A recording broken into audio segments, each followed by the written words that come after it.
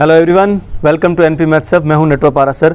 आज अपन डिटेल से डिस्कस करने वाले हैं। अपना इंट्रोडक्शन चल रहा था सेकंड चैप्टर का, inverse trigonometric function of class 12th। ठीक है, तो लास्ट वीडियो तक तो अपन ने पढ़ा था कि कोई भी फंक्शन है वो इनवर्स फंक्शन कब बनता है, या इनवर्स फंक्शन किसी फंक्शन के होने के लिए क्या क्या उसकी प्रॉपर्टीज़ है और किस रीज़न से वो बनता है। ठीक है, तो ये थोड़ा सा शॉर्ट में वापस अपन डिस्कस करते हैं। फंक्शन को अपन एफ से डिनोट करते हैं तो उसका इन्वर्स हो जाएगा एफ इन्वर्स। ठीक है, कोई भी फंक्शन अगर इन्वर्स फंक्शन बनना चाह रहा है यानी होगा, ये किस पे डिपेंड करता है कि वो फंक्शन क्या हो, 1 और ऑन टू हो। ये दो कंडीशन अगर है तो वो फंक्शन क्या हो सकता है, इन्वर्स हो सकता है, अदरवाइज इन्वर्स नहीं होगा। किस कंडीशन में नहीं होगा? अगर यहाँ पर मेनी वन आ गया, मेनी वन फंक्शन आ गया, या ऑन टू की जगह क्या आ गया, इनटू आ गया। ये अगर फंक्शन हुआ हमारा तो वो इन्वर्स पॉसिबल नहीं होगा। अब इसका रीजन क्या था वो भी देखो, आपने शॉर्ट में सीखा। जब 1 ऑन टू होता है कोई भी फंक्शन, जैसे मान लीजिए कोई भी वैल्यू आपने ली a, b एंड c, उनकी वैल्यू जो है वो कुछ इस तरह से निकल रही है, तो मैपिंग क्या हो रही है, 1 हो रही है। साथ में क्या आप देख रहे हैं, ये जो डोमेन है और ये रेंज है, तो रेंज में कोई भी एलिमेंट आपका मिस नहीं हो रहा है, छूट नहीं रहा है, तो इसलिए ये क्या हो गया, ऑन टू हो गया। तो इस कंडीशन में अगर हम इन्वर्स करेंगे तो वो फंक्शन की डेफिनेशन को भी सेटिस्फाइड करेगा। लेकिन अगर वो यहाँ मैनी वन हो गया, जैसे मान लीजिए a, b एंड c, यहाँ पर वैल्यू 1, 2 एंड 3, देखिए a की इमेज है वो 1 है और b की जो इमेज है वो भी क्या हो रहा है, 1 हो रहा है। तो ये क्या हो गया, मैनी वन, और साथ में ये इसके कुछ एलिमेंट्स है वो मिस हो गए। इसका मतलब ये क्या हो गया, इनटू हो गया।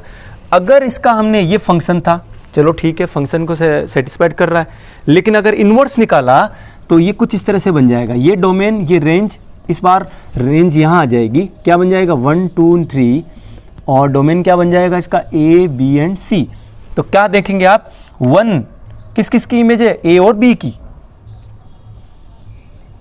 a और b की। तो आप क्या सकते हो कि 2 की इमेज 1 पर हो सकती है, ये फंक्शन की डेफिनेशन को सूट करता है, लेकिन एक एलिमेंट की 2 पर इमेज, 2 पर मैपिंग नहीं हो सकती। तो यानी कि ये फंक्शन ही जो इन्वर्स अगर आपने बनाया तो ये फंक्शन की डेफिनेशन कोई सूट नहीं करता। साथ में आप ये भी देखिए, ये जो हैं एलिमेंट्स मिस हो गए, छूट गए हैं, खाली काम में आ रहे हैं, तो ये क्या देख रहे हैं आप, ये यहाँ डोमेन में कुछ एलिमेंट्स है वो रह गए हैं जिनकी मैपिंग नहीं हुई है, ये फंक्शन को सेटिस्फाइड नहीं करता। इसलिए कहा जाता है कि किसी भी फंक्शन का इन्वर्स हो कभी कब होगा, जब वो 1 और ऑन टू होगा। यहाँ तक अच्छे से दिखा। अब देखो, अपन कुछ ट्रिग्नोमेट्रिक फंक्शन है उसके डोमेन और रेंज के बारे में बात करते हैं, फिर कंपैरेटिव में बात करूंगा इन्वर्स ट्रिग्नोमेट्रिक फंक्शन के डोमेन और रेंज की, और उसके साथ हम ग्राफ बनाना सीखेंगे साइन और साइन इन्वर्स का कंपैरेटिव, इसी तरह से बाकी सारे फंक्शंस का, और फिर एक्सरसाइज स्टार्ट करेंगे। इसमें सबसे इम्पॉर्टेंट जो है वो आपके बेसिक है, ये अगर क्लियर हो गया तो आगे की एक्सरसाइज बहुत ही आसान होने वाली है। ठीक है, चलिए तो स्टार्ट करते हैं अपना। ये देखिए कुछ फंक्शंस मैंने सारे दिखे हैं, sine, cosine, tan, cotan, secant and cosecant. इनकी मैंने डोमेन और रेंज बताने की कोशिश की है। साइन जो है उसका डोमेन यानी कि साइन थीटा, आप थीटा क्या क्या वैल्यू पुट कर सकते हैं, सारी रियल वैल्यूज इसकी डोमेन होगी, और जो वैल्यू निकल के आएगी, और आप जानते हो कि साइन थीटा कहाँ से कहाँ के बीच में वेराइज करता है, -1 to +1, तो ये इसकी हो जाएगी रेंज। तो अब हम बात करते हैं कि ये जो साइन फंक्शन होता है, आपने देखा होगा है ना, साइन की जो डोमेन है क्या है, मान लीजिए 0, π/4 है ना, π/2 ले लीजिए, पाई ले लीजिए, बहुत सारी अलग अलग वैल्यूज, आप कोई भी रियल नंबर दे सकते हैं। इनकी मैपिंग देखेंगे ना आप, तो क्या मिलेगा, देखो साइन 0 है ना, ये x है, ये f(x) है, y = f(x) फंक्शन। तो क्या दे रहा है, साइन 0 पर 0, साइन π/4 करते हैं तो 1/√2 आता है, साइन π/2 पर 1 आ जाता है, साइन पाई पर 0 आ जाता है। तो 0 को अलग से नहीं पुट करोगे और यहीं पे आप मैप करोगे इसमें, साइन 0 की वैल्यू, साइन पाई की वैल्यू 0 होगी। तो आप देखेंगे कि साइन जो फंक्शन होता है वो क्या होता है, मेनी वन फंक्शन है। तो मेनी वन फंक्शन है तो मेनी वन फंक्शन का इन्वर्स निकालना पॉसिबल नहीं हो जाएगा, क्योंकि फिर वहाँ पे डबल इमेज, 1 पर 2, 1 की 2 पर मैपिंग हो जाएगी। तो क्या करें, यानी कि साइन की एक ऐसी वैल्यू आपको लेनी पड़ेगी जिसके बीच में वो हमेशा 1 1 ऑन 2 रहे, है ना। तो वो जो वैल्यू है उसको प्रिंसिपल वैल्यू के नाम से जाना जाता है, जो कि अपन बाद में थोड़ी देर बाद में डिस्कस करने वाले हैं, ठीक है। तो ये आपके यानी ये तो आपने सीख लिया कि जो साइन फंक्शन होता है वो पूरा 1 1 ऑन 2 नहीं होता है, इसमें बहुत सारी ऐसी वैल्यूज है जिनकी इमेज सेम मिलने वाली है ना, इसलिए ये मेनी वन फंक्शन है। अब इनमें से कौन सा पार्ट अपन लेंगे जिससे साइन इनवर्स निकाला जा सके, उसके बारे में बाद में डिस्कस करेंगे। तो क्या दिखा आपने, साइन में रियल वैल्यूज आप कोई भी वैल्यू पुट कर दें उसके अकॉर्डिंग उसकी रेंज आ जाएगी। रेंज हमेशा -1 to +1 होती है, ठीक है। एंड ये क्लॉज इंटरवल में होती है, इसका मतलब -1 और +1 जो है वो इंक्लूड होता है। साथ में देखेंगे कोसाइन जो होता है उसमें भी आप रियल वैल्यू कुछ भी रख लीजिए, 0 to लेकर कोई भी वैल्यू रख दीजिए, उसके अकॉर्डिंग कॉस भी हमेशा -1 से +1 के बीच में वेराइज करता है एंड -1 और +1 वैल्यू भी होती है, इसलिए इसको हम क्लोज इंटरवल में रखेंगे। खास बात देखिए, टेंजेंट, टेंजेंट की जो डोमेन है वो पूरा रियल नंबर नहीं हो सकता। क्यों नहीं हो सकता, क्योंकि देखिए ये अपना जो tan थीटा होता है ये है sin theta upon cos theta, यानी डिवाइड में आपका cos थीटा है, तो डिवाइड में अपन चाहते हैं कि जो डिनोमिनेटर है, ठीक है ना, ये नॉट इक्वल टू रहे 0 के। हम नहीं चाहते कि वो 0 आए, क्योंकि अगर ये 0 आ गया तो अनडिटरमाइंड फॉर्म आ जाएगा, समझे। तो यानी कि यहाँ cos थीटा की वैल्यू क्या नहीं हो, 0 नहीं हो, डिवाइड में क्या नहीं हो, 0 नहीं हो। और cos 0 कहाँ होता है, cos 0 कहाँ पर होता है, cos 0 आप देखेंगे कि हमेशा π/2 का जो मल्टीपल है उसमें होता है। इसलिए तो रियल वैल्यू में से, रियल नंबर्स में से आप कौन कौन सा माइनस करोगे, π/2 के मल्टीपल। तो क्या लिखोगे, real minus x such that x is equal to 2n + 1 π/2 and x belongs to integer. x आपने इंटीजर ले लिया, चाहे वो पॉजिटिव डायरेक्शन में जाए, चाहे π/2 कहूँ या -π/2, दोनों ही केस में आपका cos क्या हो जाएगा, 0 हो जाएगा। ये जैसे cos π/2 है तो इसकी वैल्यू 0 है, cos, है ना। तो ये चाहे आप किसी भी π/2 के मल्टीपल में लेंगे तो ये 0 हो जाएगा। तो ये बात आपको यहाँ पे मेंशन की हुई है कि x such that x is equal to 2n + 1 π/2 and x belongs to z। तो ये वाला पोर्शन रियल नंबर में से माइनस कर दो तो ये हो जाएगी डोमेन, और जो निकल के आएगा वो हमेशा क्या आएगा, रियल नंबर आएगा। कहाँ तक आएगा, क्योंकि आप जानते हो tan थीटा जो है, tan 0 की वैल्यू 0 होती है और tan 90 की वैल्यू जो होती है वो कहाँ तक पहुँचती है, इन्फिनिटी तक पहुँचती है। इसलिए 0 से इन्फिनिटी के बीच में सारे रियल नंबर्स है वो tan थीटा की रेंज में आएंगे। अब देखेंगे कॉट एंड की, तो कॉट में भी वही बात है, बस ध्यान ये रखें कि कॉट थीटा जो है वो क्या हो जाएगा आपका, cot theta is equal to cos theta upon sine theta, यानी कि इसमें गड़बड़ करने वाला कौन है, ये डिनोमिनेटर वाला साइन, है ना। तो ये साइन थीटा की जो वैल्यू है वो क्या नहीं होनी चाहिए, 0 नहीं होना चाहिए।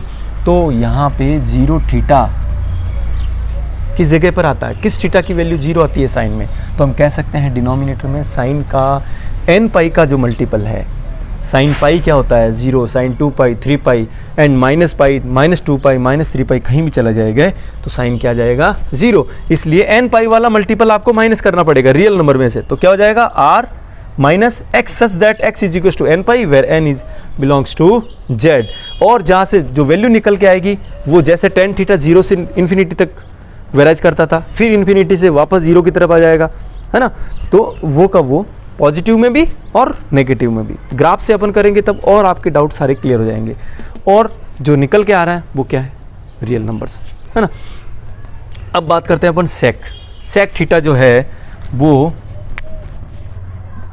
होता है 1/cos थीटा। देखिए इस तरह से थोड़ा सा आप कॉम्बिनेशन से सीखेंगे तो ये टेबल बहुत ज़रूरी है ना।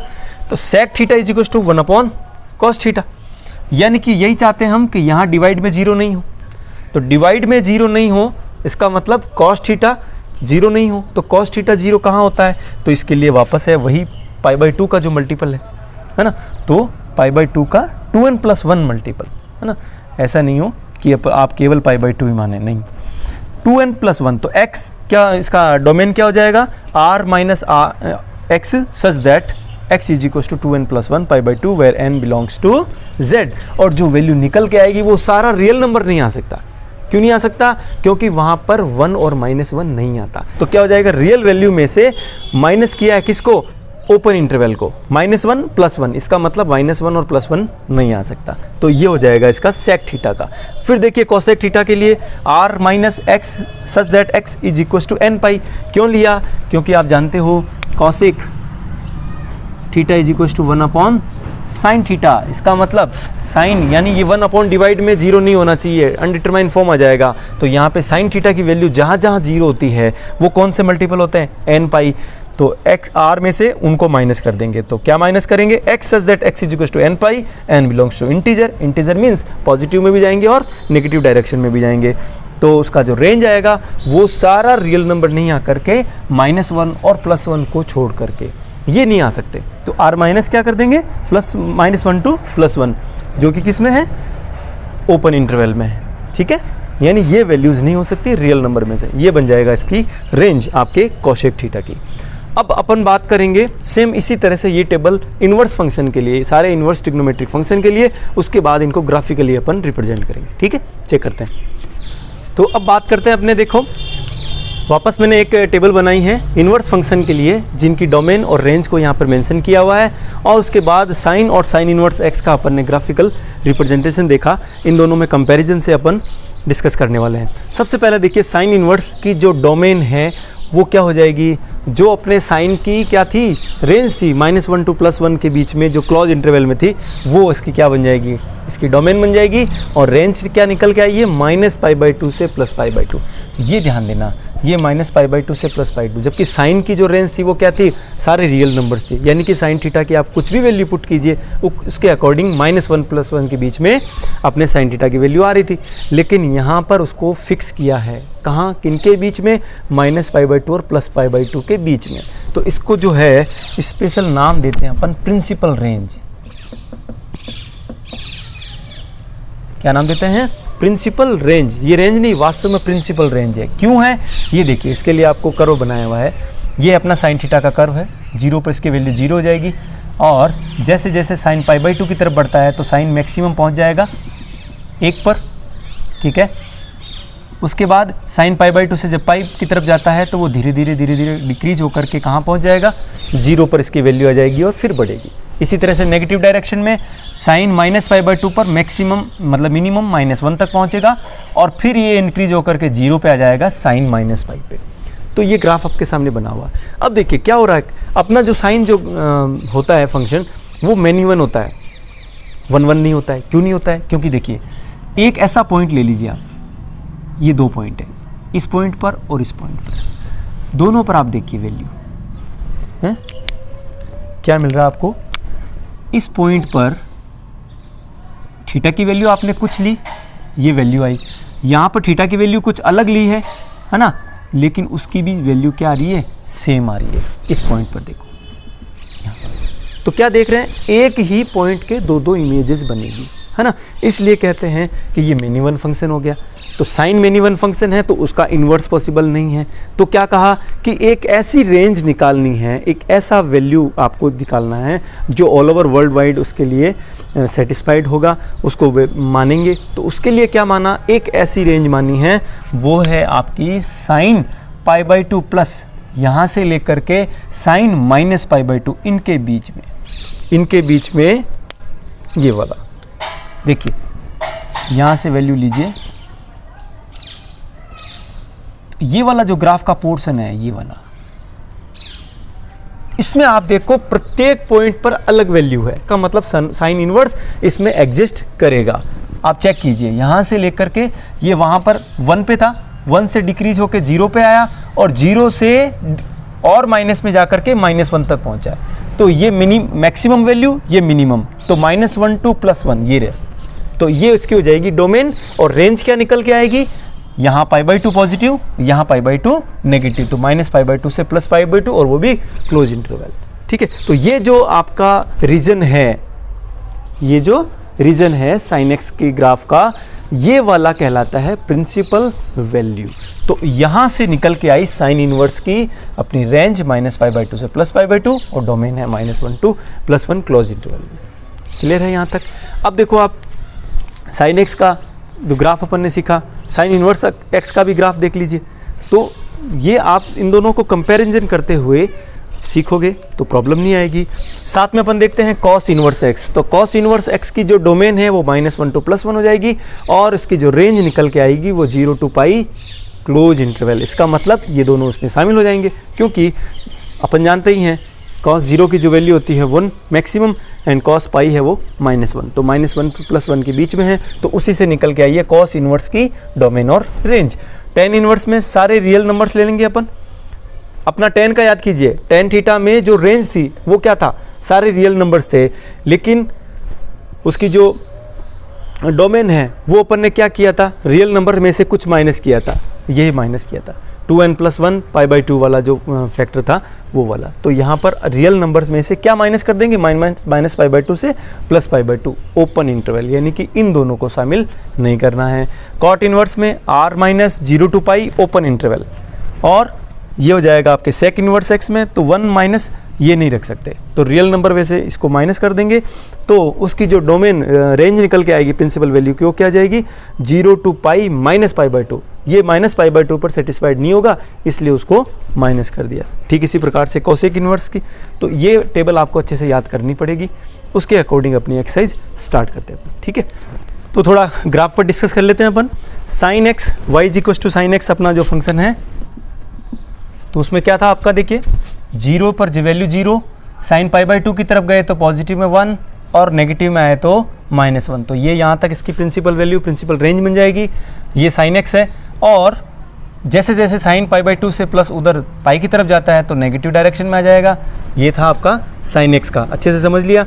साइन इनवर्स एक्स की बात करें तो साइन इनवर्स एक्स में वैल्यू जो अपनी डोमेन है वो क्या हो जाएगा -1 to +1, यानी कि वैल्यू पॉजिटिव में 1 कब आई, जब रेंज है π/2, फिर जब 0 कब हो गया, जब वो साइन इनवर्स पाई पे आया। इसी तरह से ये ऊपर की तरफ कैरी करेगा, और नीचे की तरफ अगर नेगेटिव की बात करें तो साइन -1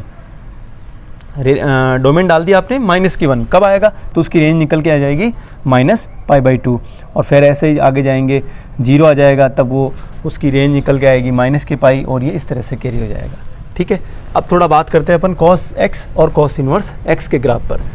देखिए कॉस ऑफ एक्स की वैल्यू 0 है, इसका मतलब उसका मैक्सिमम वैल्यू मान कहाँ पे आएगा, 1 पे आएगा। जैसे ही कॉस π/2 की तरफ जाएगा तो उसकी वैल्यू 0 आ जाएगी, और उसके बाद नेगेटिव में जाना स्टार्ट होगी, कहाँ तक पहुँचेगी -1 तक, क्योंकि कॉस पाई की वैल्यू क्या होती है -1 होती है, तो ये यहाँ तक आएगा। उसके बाद अगर अपन ग्राफ को और फॉरवर्ड करें तो -1 to +1 के बीच में अपना कॉस का ग्राफ रहेगा, तो फिर अब वो वापस नेगेटिव से पॉजिटिव की बढ़ने शुरू होगा। पॉजिटिव मीन्स 0 की ओर, टेंस टू 0। 0 कहाँ पहुँचेगा 3π/2 पर, और जैसे ही 2π पर पहुँचेगा तो कॉस क्या हो जाएगा पॉजिटिव में 1 आ जाएगा। ठीक है, ये तो इस डायरेक्शन का था एक्स एक्सिस के। अब बात करें अपन नेगेटिव में, तो देखिए जैसे ही कॉस -π/2 की तरफ जाता है 0 से, ठीक है, तो उसकी वैल्यू मैक्सिमम 1 से कम होकर के 0 पे आ जाती है, और फिर 0 से नेगेटिव की तरफ टेंड्स करती है -1 की तरफ, यहाँ तक पहुँचा, और फिर वो इस तरह से अपन आगे कर सकते हैं। कॉस 2π नेगेटिव में अगर बात करें तो वैल्यू हो जाएगी 1।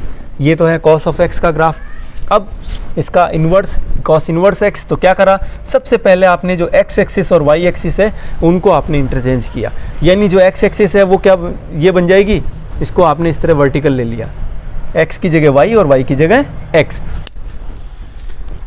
अब बात करते हैं अपन कॉस ऑफ एक्स और कॉस इन्वर्स एक्स के ग्राफ की। तो देखिए कॉस ऑफ एक्स के लिए क्या किया आपने, इनिशियली स्टार्ट कर दिया आपने यहाँ से।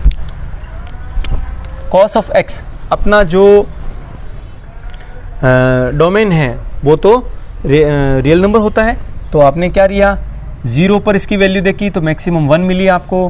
π/2 पर आपने देखा साइन कॉस π/2 तो उसकी वैल्यू क्या आ गई 0 आ गई, यानी इस तरह से डिक्रीज होकर यहाँ आ गई। और जैसे और अपन आगे बढ़ेंगे π/2 से पाई की तरफ जाएंगे तो कॉस नेगेटिव में, यानी कि कॉस पाई पर इसकी वैल्यू आ जाएगी -1। तो ये पॉजिटिव 1 से नेगेटिव 1 ये हाईएस्ट वैल्यू है 0 to पाई के बीच में। 0 पर आपकी पर +1 हो जाएगी और कॉस पाई पर नेगेटिव। उसके बाद आप देखें तो इसको मैं अलग कलर से रिप्रेजेंट करने की कोशिश करता हूँ। कॉस पाई पर वैल्यू आ जाएगी -1। जैसे जैसे फिर अपन 3π/2 की तरफ बढ़ेंगे तो वापस इसकी वैल्यू कितनी होगी 0, और 0 से फिर वो बढ़ेगी 1 की तरफ, कहाँ पर 2π पर आ जाएगा। तो cos 2π पर मैक्सिमम वैल्यू वापस 1 हो जाएगी। cos nπ अगर आप बात करें n ऑड नंबर हो तब तो वो वैल्यू देता है -1, और cos nπ अगर n की वैल्यू इवन नंबर में हो 2π 4π 6π तो हमेशा वैल्यू क्या आएगी प्लस का 1 आएगी। इस डायरेक्शन में बात करें तो देखो cos की जैसे जैसे नेगेटिव π/2 की तरफ बढ़ते हैं तो वैल्यू क्या हो जाएगी 1 से डिक्रीज होकर 0 आ जाएगी, फिर 0 से cos -π पर -1 पहुंच गया, और यहाँ से इस तरह से ये ग्राफ अपना आया है cos ऑफ x का।